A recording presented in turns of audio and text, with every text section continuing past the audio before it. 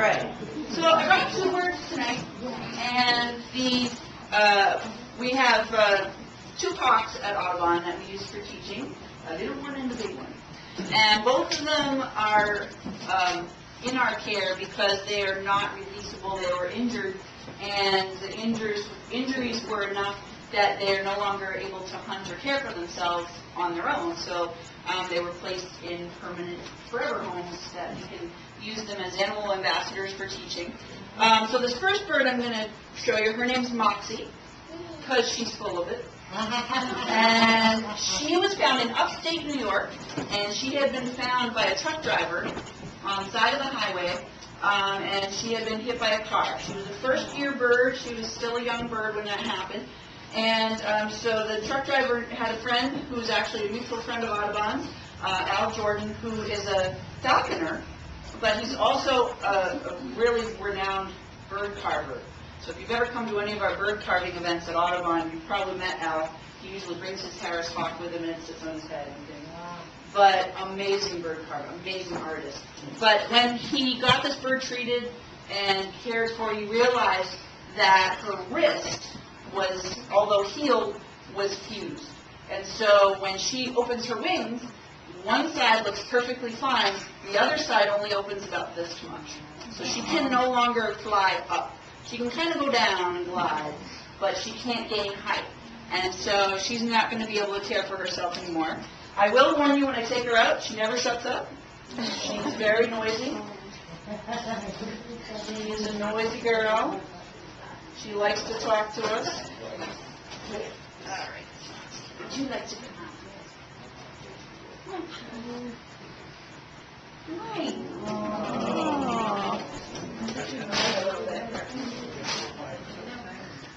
It is after your bedtime, isn't it? So maybe we'll be quiet, I don't know. But, so this is as big as she's going to get. She's not a baby, she's an adult. She's several years old, actually. And in our area here? They are, yeah. This is an American kestrel. You saw her in the picture there. They're a falcon, and they're very small. They're the smallest of all the hawks in North America, and they're found all across North America, but their numbers really are plummeting. These are the guys who use cavities for nesting, and of course she's a female by her coloration. She's got the brownish wings, and she's really showing how well she fans her tail out here. But I'm amazed you're not screaming at me. I really am. I think it is because it's after your bedtime. As amazing as their eyesight is during the daytime, they have very poor night vision. And they just, they really, in a room like this that's lit, she's fine.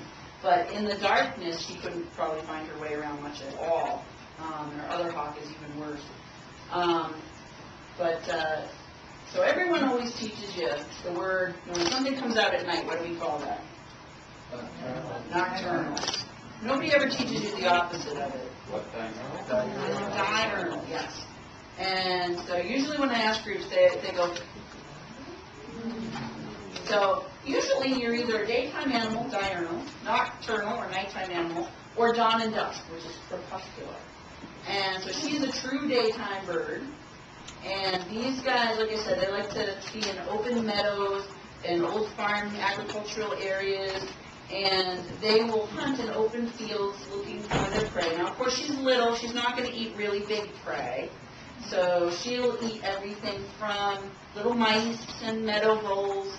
In the summertime, occasional small snakes.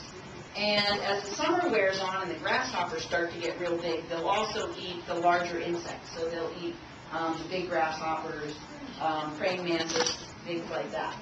So they really kind of have a nice varied diet.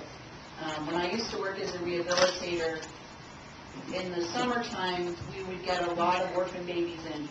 And because we had to go out and sweep the meadows for lots and lots and lots of crickets and grasshoppers, we put them in the cages where they were being reared. And the cages would just start chirping and buzzing and, with grasshoppers. So we started calling these guys buzz bags. We're like, oh, I'm going to go get some food for the buzz bags. But nowadays, I'm on a raptor care talk list, and there's often talk and a lot of discussion about how their numbers are going down, down, down. And, you know, I remember there being 20 or 30 babies in the clinic at a time. And now these people are saying, they're like, yeah, if I get 2 or 3, I'm doing pretty good. So that even that's just one observation of how their numbers are really changing quite a bit.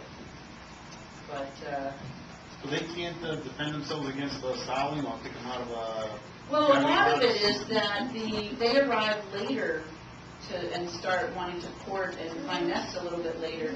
And starlings are really about the same size as them. So even though these guys are a predatory bird, if you got 2 parents in a nest trying to shoot this guy off, they just, a lot of times they just can't hack it. And they're fairly sensitive. They don't take a lot of harassment. Like something like a red tail could sit all day long and things could buzz its head. These guys are a little bit more easily scared off by especially by starlings, which are very aggressive actually. All right, now you're not going to poop. If you don't poop, you get poop, you can walk around. If you don't poop, see, I can't make her clean it up, you know.